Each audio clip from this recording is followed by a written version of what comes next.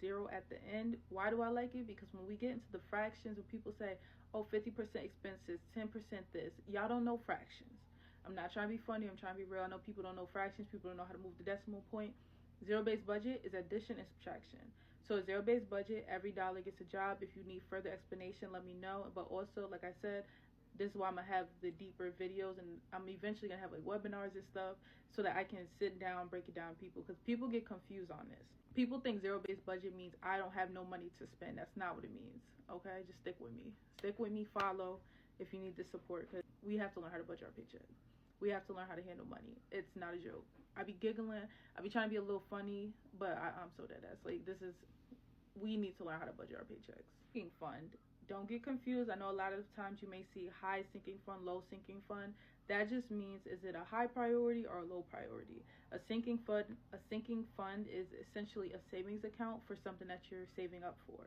So a sinking account example is like a Disney trip, Christmas, a vacation that you're planning, your birthday trip. That's a sinking fund. It's basically a specific savings goal. You have an emergency fund. The emergency fund is for emergencies. An emergency fund is not because you want to go out to eat. An emergency fund is usually where people will have a certain amount of money. Basically, it could be double their expenses or triple, however much they can get up to. And this is usually when maybe you have a job loss or you just need something fixed immediately, like a house problem, car problem.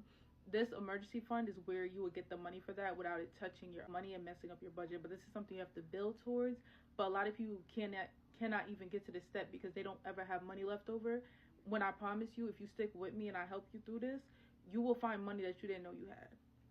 And then you'll start to be able to start putting towards an emergency fund. Debt is anything that you owe. So if you get a credit card, you get a car loan, you get a house loan, you owe somebody on the block, that's a debt. Okay, you got to pay that back. They're going to come for you. Okay? So we don't want debt. We want to pay off our debt. Debt may become more of a priority over your sinking funds because we need to get those things out of the way so that we can live our life freely without having anything holding us back. We also have the debt snowball method, which is something that I would prefer. I got it from like the Dave Ramsey show because I sometimes see those clips, but in general, I like the concept of starting with the lowest payment to the highest payment that you owe back, the lowest amount to the highest amount that you owe. You start with the lowest amount and you aggressively attack it with money, not with your hands, with money. And then you add that amount, that once you pay that off, you add that amount to the next payment, and then you keep going down like a snowball and it gets bigger and bigger that you can put towards the biggest debt. If you are still confused, please don't run away. I hope you didn't run away. But these are some of the terms you need to know. So if you are still confused or you have terms that I did not say that you're confused about, let me know in the comments.